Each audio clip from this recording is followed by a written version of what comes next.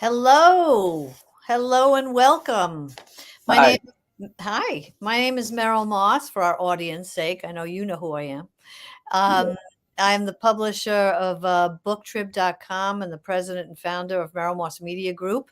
And today, I'm thrilled to have with us Jim Brosnahan, the author of Justice at Trial, actually, courtroom battles and groundbreaking cases.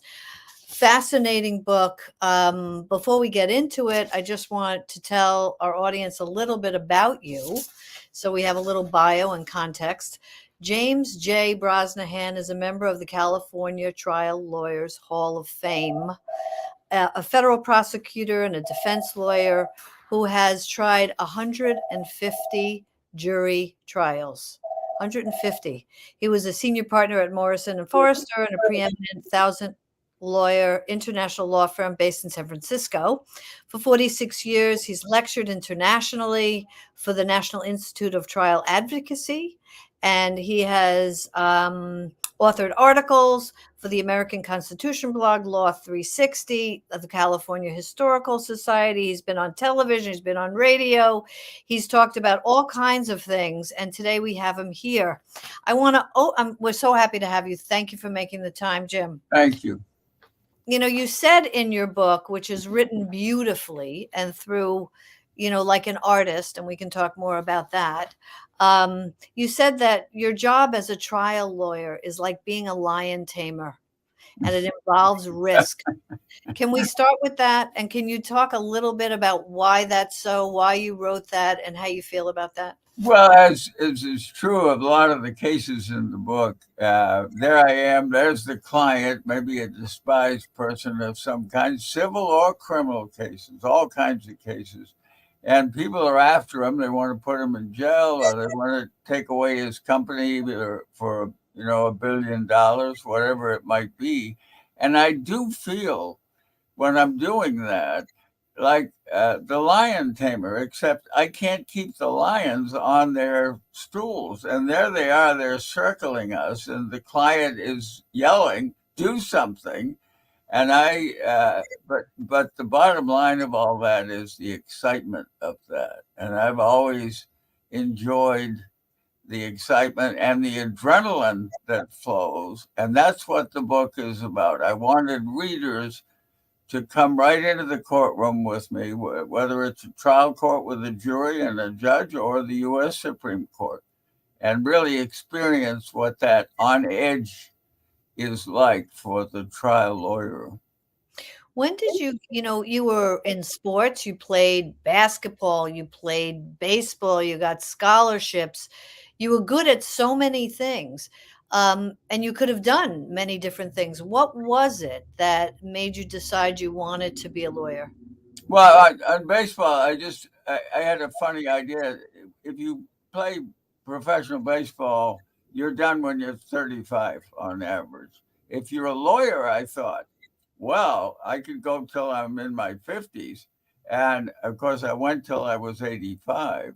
So but what the spark that I saw was a Boston lawyer from a well to do law firm named Welch, who was defending his young associate lawyer, which I can identify with. Always defend your people on your team. And he was looking at Senator McCarthy, who was a terrible man who was looking for communists in the Department of Agriculture and every other place in the government and ruining lives. And Welch looked across the table and he said, have you no shame? That was carried nationally and probably internationally. And the public loved him for it. I was sitting there with my dad watching this every night, and I thought, that looks like could be fun. Telling people in power that they're wrong, that sounds like a lot of fun. Well, you talk a lot about speaking truth to power. That's in the book quite a bit. So let's go back though, because we're talking about it's 1959. You and your new bride, right, who you met at Carol? Yeah. Carol in law school, who is now a judge. decided that against all odds, you were going to go west. And you two were from different backgrounds, and you thought, let's go someplace completely different where we don't know anybody. Okay. Yeah, And let's start over. So that's pretty brave. yeah. It was Carol was braver than I was. Once we got in the car, I started thinking, my God, I'm not going to know where the gymnasiums are to watch basketball. I'm not going to know anything, and she was just happily driving west, and but I quickly acclimated to the concept of starting over out west, which is special, still is. 19 all those years, 2023 now. The West is a special place to me. I think it for a lot of reasons. But yeah, it was an adventure beyond any question, and some of that is in the book with Native Americans on the reservations and things of that kind. Why don't you talk a little bit about that story on the reservation? That was early on in your career. Let's talk about It that. was, yeah, yeah. I became a federal prosecutor, and I did that for 5 years in Arizona, in Phoenix, and then later in San Francisco for the total of 5 years. But the case you're talking about was the case of Alice Sicotti, 14 years old, in her tent with her brother, who was 10, and her little sister, who was 4 years old. And they were just enjoying a Saturday, she was taking care of her siblings there while the parents were raising the sheep on the Navajo reservation, 75 miles east of Flagstaff, out there in this whole new world that I was learning about, the West. And I had seen it, of course, in Western movies, but now it was real. And a man named Lester Buati came over and pulled back the tent cover and came in, tried to molest Alice, and she resisted him. And he pulled a 22 pistol and shot her dead. And he then turned the gun on Danny and put it right on the bridge of his nose and fired. The bullet went in, and the doctors explained to me that that does happen sometimes and people survive. And he did. He came to the trial when I was prosecuting. And he was then 11 years old. He wasn't a big kid, and you could hardly see him on the witness stand. He had to stand up so the jury could see him. And he identified Lester Buati as the murderer. Along with that, I spent a lot of time on Native reservations and understood prejudice against Native Americans in those years, the 1961, 2, and 3, was very real. And I had to figure out how to sort of confront jurors about the prejudice against Native Americans. Which you've done for many groups of people throughout your career. Yeah, I mean, You've hit an important note. I'm not big on prejudice. I think it's stupid. I mean, to say, I won't go on very long, but I mean to say that I don't like this group that contains thousands or maybe millions of people, and I know they have some quality I don't like. It doesn't make any sense to me. makes no sense, especially in light of what's going on today in so many places, and one in particular. Very much so. Yeah. Did you want to read something from the book about that particular thing? Uh, Uh, we talked a little before we got started, and you picked out something lovely that shows the beautiful writing and also hits on this topic. well, the topic I think is that if somebody offered me a trial, then the, I would take the trial, no matter what, civil or criminal. And that came from watching other trial lawyers in the early 60s who would try any kind of case, didn't matter, civil or criminal. I represented a woman who was a widow and lived in Nogales, Mexico. And for her work with refugees, a little different than the native reservation, she was given the Woman of the Year award by the state of Sonora, Mexico. But for the same conduct, the U.S. government indicted her for helping refugees. And she took me the first day and my partner, Linda Shostak, to a Mexican jail so that we could meet the refugees. I interviewed a great many refugees who were from Guatemala and El Salvador, where the violence by the government against them was tremendous. And Socorro suddenly began to gesture at the men and the lawyers to form a circle. She organized a prayer, holding hands with 40 men in a large circle because they were going to be put on buses that night and sent back to Guatemala or El Salvador to face who knows what deadly fate they might have to deal with. I prayed for the first time in 30 years. Head bowed, my thoughts came naturally. Save these men from the worst. Deliver them. Protect them. I mentioned that case because the experiences are shared with the reader in in the book. And there's if there was going to be a trial, I would say yes. That trial lasted 6 months, although the chapter is not that long, but the trial lasted 6 months. So if you were speaking to young lawyers today, which I know you do when you teach, would you say just be open to all kinds of cases and take it on and get the experience? I mean, that's the beauty of being a trial lawyer, guess. One of the things, litigator. It is your specialty is trial, and clients have gotten more sophisticated about that. Clients want expertise. I'm actually thinking about doing a short piece maybe on the limits of specialization because good lawyers don't just say, I'm a corporate lawyer. No, they want to know about tax. They want to know about all these things. Same thing with trial lawyers. And if you have the basics of gathering the right facts, interviewing people, researching the law, there's no reason not to handle different kinds of cases. Most trial lawyers today do that.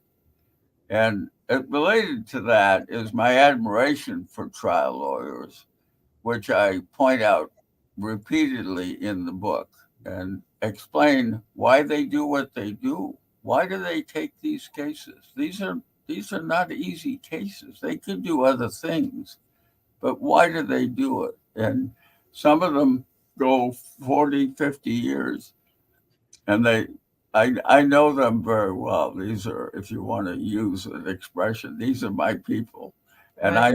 I know them, and their stories, some of which are in the book, are quite amazing.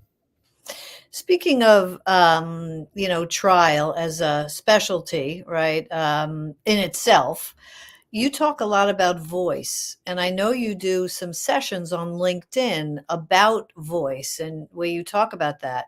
Can you talk about that a little bit and how important it is? Yeah, I'd be happy to. I spent a lot of time, almost from the beginning of my 60 years in law practice, doing some teaching, and I did it in part because you learn so much. For example, if I was on a panel of other lawyers, listening to them talk, I would learn a lot of things, and I love that.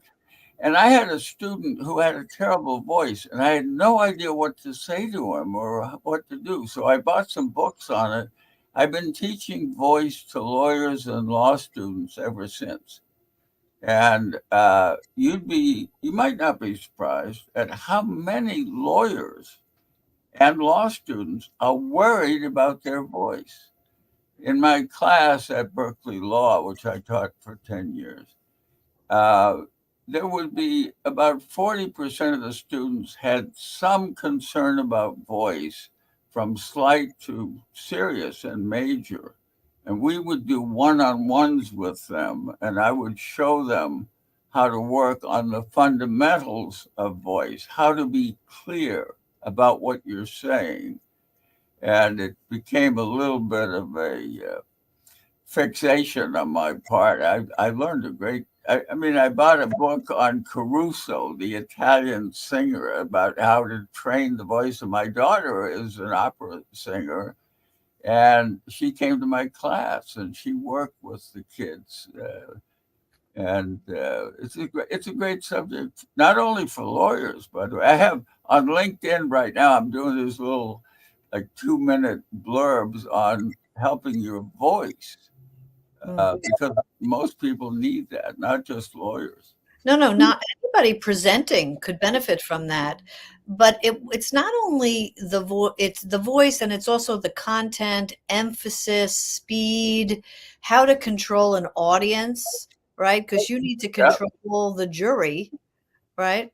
I I think I argued to about 150 juries, and there's a lot that comes with the practice. But the question I get asked very often by, when did you stop being nervous? And my answer is, I never stopped being nervous. I'm not sure that would be a good thing. I rather doubt it. I'm nervous until I start talking. Hello, ladies and gentlemen of the jury. There are three things I want to tell you. Number one, number two, number three, and how to eliminate extra sounds. If you listen to people's voices, the favorite extra sound is um, um, Right. and you got to get rid of that. That's like filling the space. You don't need to fill the space. You need It's a to let distraction. distraction, right? So, I mean, we could talk more about that. That's fascinating. For more, our audience could go to LinkedIn and experience some of those mini classes that you do. Yeah. Um, but you've also tried murder cases, Yes. and that's not for the faint of heart.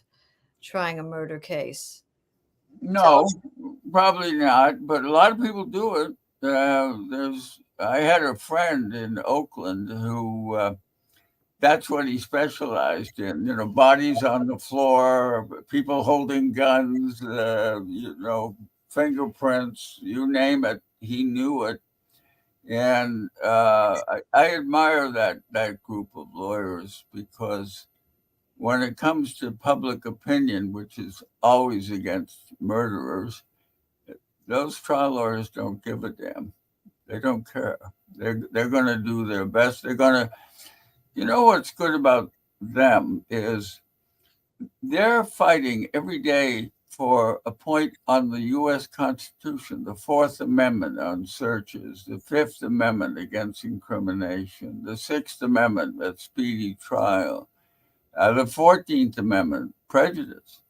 That's what lawyers do. And sit back in America today, right now, and ask yourself, who is it that's fighting for the Constitution right now? And my answer to it is, among others, it's the trial lawyers who go to court and demand that the language of the Fourth Amendment be followed in this case.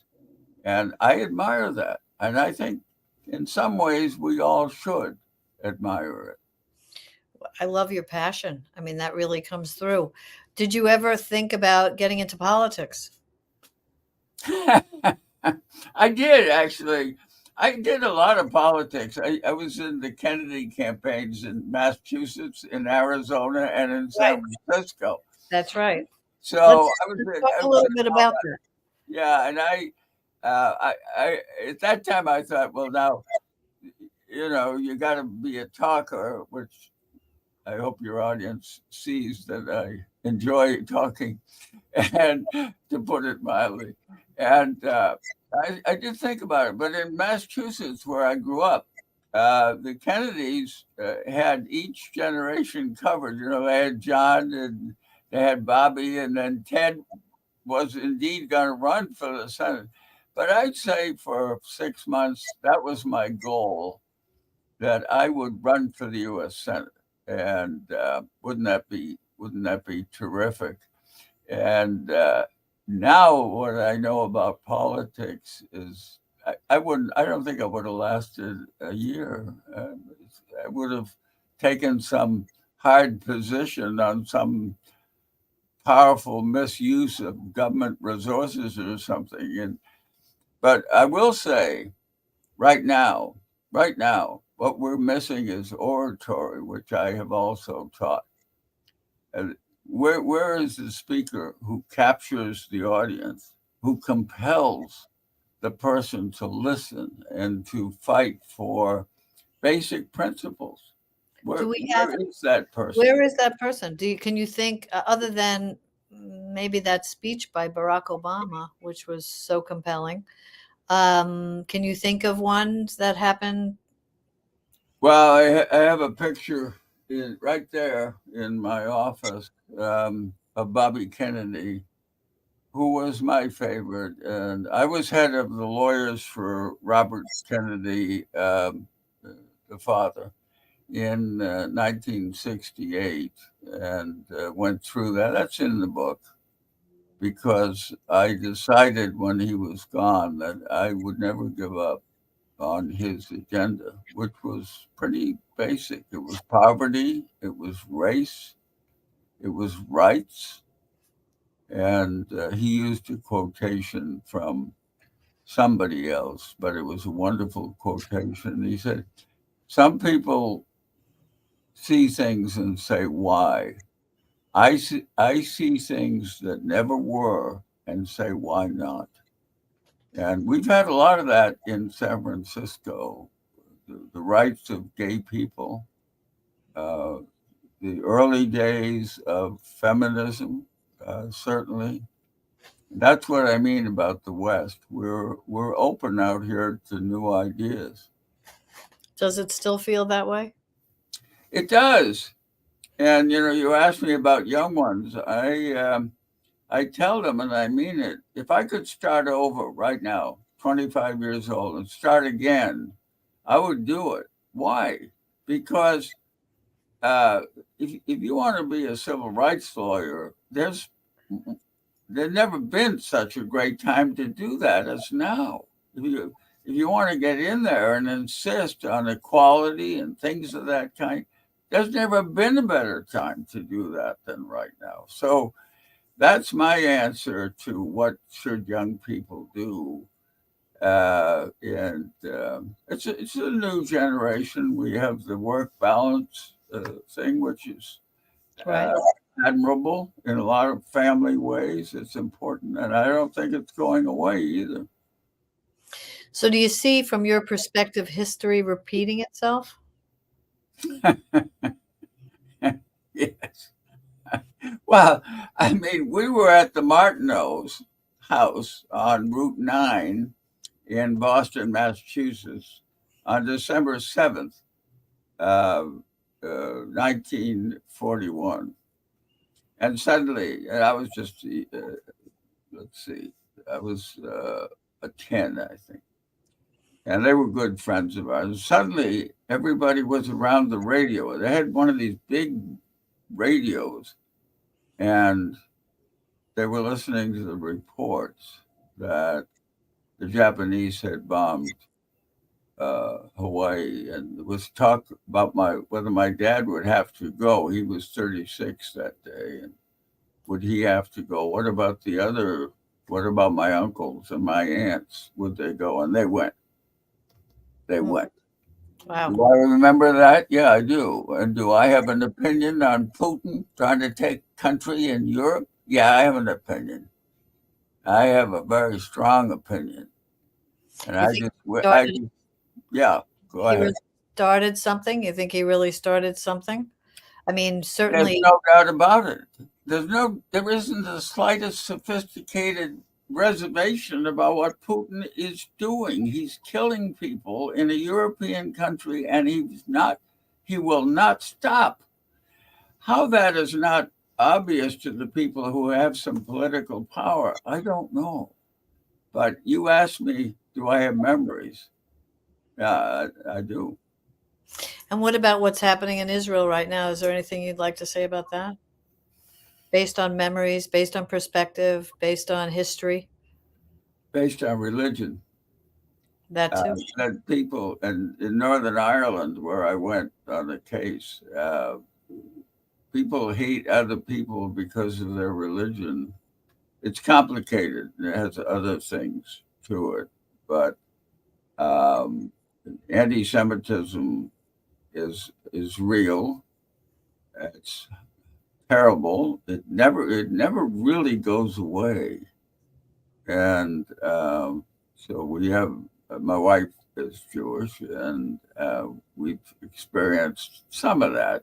Pretty light stuff about uh, people being a little bit rude when they find out that she's Jewish or something. Subtle stuff. But Israel right now is under siege, and I'm glad that the American government has promised to support them.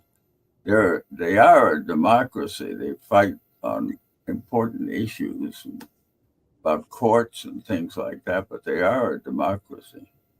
Well, it seems like democracy is under siege, I mean, and in your opinion, I mean, if you had a, well, if you had a fight, if you had to be on trial, be the lawyer, right? Could you imagine such a case fighting for democracy?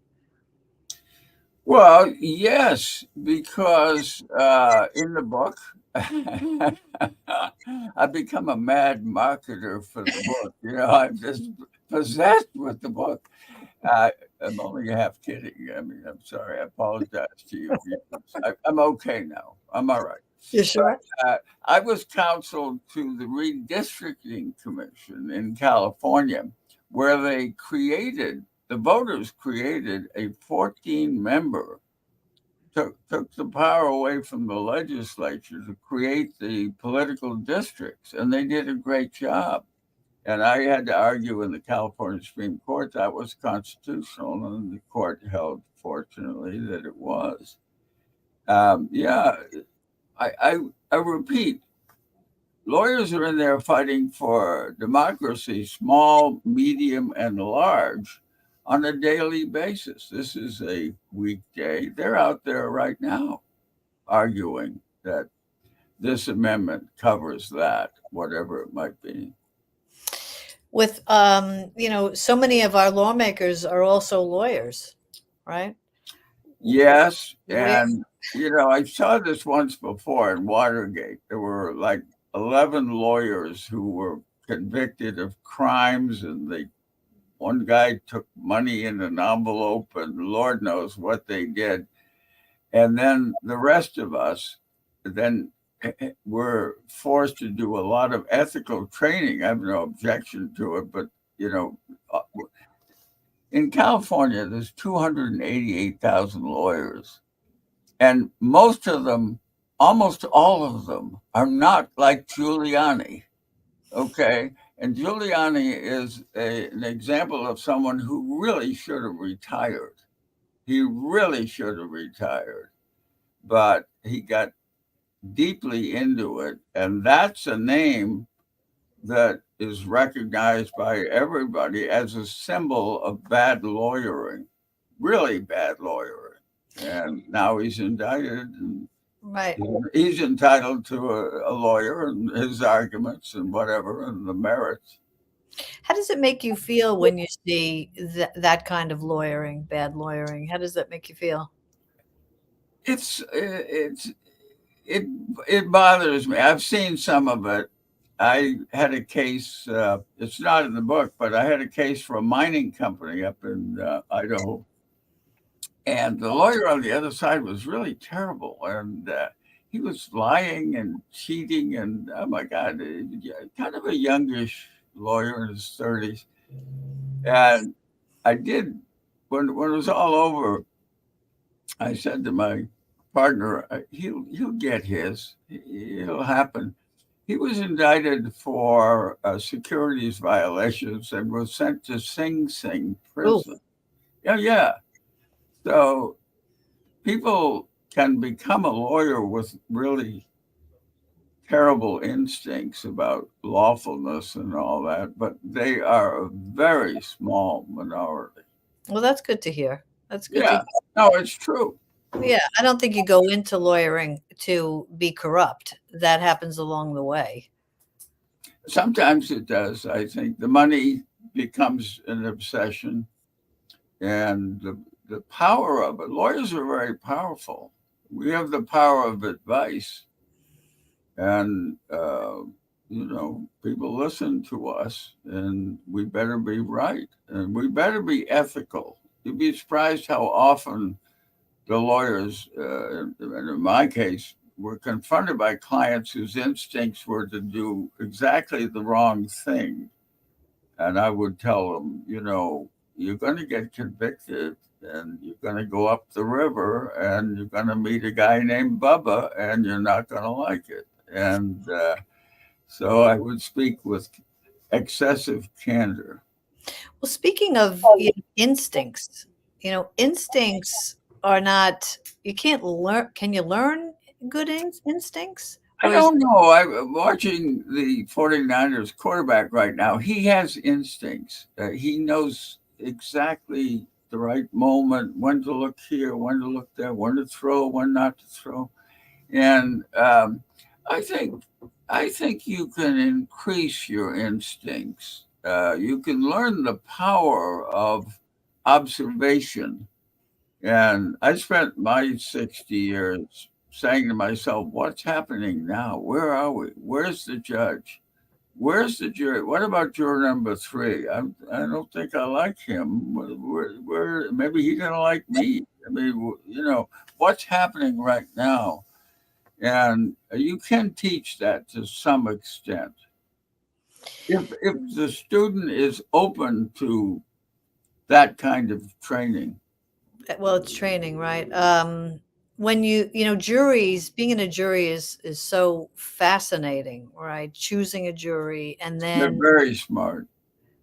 being in front of a jury and assessing how the trial is going, right? Like after a day of trial, you come home and you go back to the books and tell me about how that feels and what happens. Well, you know what's interesting? I've had time to do a lot of reading, and that is uh, writers are very conscious that it's not the writer only, it's the reader. What the reader does. The same thing is true of talking to a jury. It's not about me, it's about them. And what is their reaction? I represented a Hollywood guy. This is not in the book either, but he was accused of groping a woman in a bar and so forth and so on. So we did a little mock jury. A mock jury is kind of a test where you present the case, and there was a woman, uh, and it certainly could have been a man, who once anybody mentioned sex as a subject, they were just turned off in terms of listening to anything else. That's what you learn when you try jury trials. But what you also learn is they have group intelligence. If you have 12 jurors, you're going to get various views, but you're probably going to have at least two powerful convincers on that jury, and they can go back and forth, and out of that will come justice, which is it's in the title of my book, but it's much discussed and little understood. What is justice? Uh, I just I just did a long paper that includes a discussion of where you find it. I think you find it in trial courts a little bit more than. I don't mean this disparagingly, but it's harder in the U.S. Supreme Court to foresee all the future cases that you're affecting, and it's a little hard to get justice there, I think, sometimes. Well, that's a big topic. We could do a whole talk just on what is Yeah. justice. And Um, it's in the book. I argued two cases in the Supreme Court. yeah. Well, do you want to talk a little bit about those cases? Well, the first one was hopeless, and but I was excited to be there, and I described what that atmosphere in that room is like with the quill pens. You know, they have quill pens and the polished furniture, and there are the nine justices. And then later, I testified against William Rehnquist when he was up to be Chief Justice, and that's in the book, and that was kind of exciting actually. And then I got another case in the Supreme Court, so I walked back into the same chamber, and there's William Rehnquist sitting as the Chief Justice, and you have to buy the book to see what happened in that case. But it's all adrenaline has been my drug of choice, the only drug actually. I never had to take anything else. All I had to do was go to trial, and the adrenaline makes you feel alive. It's like the strongest cup of coffee you ever had in your life. And Runs through here, your whole here body. we are. Here we are. Well, Cicero, you wrote in the book that Cicero wrote, trial work is theater. And then you went on to say, the script must come from reality. It does. It does. And there are a lot of people like to throw darts at trials, and uh, why couldn't they have judges who are very learned and all this kind of stuff? And a lot of judges are very learned, but they can't match the collective intelligence of 12 people, the collective backgrounds, the leavening of justice, which 12 people can do. And it's a system that I really do believe in. There's a couple of cases that I lost in the book because I'm being realistic. I'm describing what it's really like to be a lawyer, and you, there's no way that you're going to try cases for a long period of time and not lose the case. One of the things what's the hymn? The lawyer's hymn is just keep going. Yeah, it's a little bit like the minister who's baptizing the people in the river, and then he loses one who floats away, and he says, "Bring on the next one." Now that's harsh. I probably shouldn't have said that, but mentally, about twice a year, I would declare the day bankrupt, which I recommend to any of your listeners. Just this is not, this is terrible. Whatever. You go home. In my case, I would have dinner with Carol, and the next morning I'd go back, and it's not so bad. Yeah. If one goes off the books, one goes on the books, right? Yep. Um, I'm fascinated by, I just want to return back to this intuition and reading a jury, because lawyers are a special breed. You have to be able to read people. And again, is that something, if let's say young lawyers today are doing some of their courses remotely, right? And they're not reading each other, they're not reading the professor, they're not getting that kind of human energy. How do you think that would affect being a trial lawyer today? Well, I think you can overcome it, actually, but what what it will do is the cloistered effect on some young people is something they have to work on overcoming. We worked on that in my class. We actually have a class where, okay, uh, picking a jury. Here's some pictures. Which one are you going to pick? And what are your instincts? So it can be overcome. But in my case, this is kind of funny actually because I never thought, because my father was always able to get me into schools that we couldn't afford. I didn't realize quite how poor we were. I mean, until I started writing. And I had every job. This is the good side. I had every job that you can think of. I drove a cab. I laid asphalt on streets. I juggled stone, as the workers call it, when you put it in curbing. I did gardening. You name it. I had that job, and that's where you learn your instincts. You drive a cab, you might say hello or something, and you tell right away they don't want to talk. They just had some terrible thing happen. You don't talk, but a lot of people want to talk, and so those instincts have to be nurtured. Going back to overcome it, you have to find ways.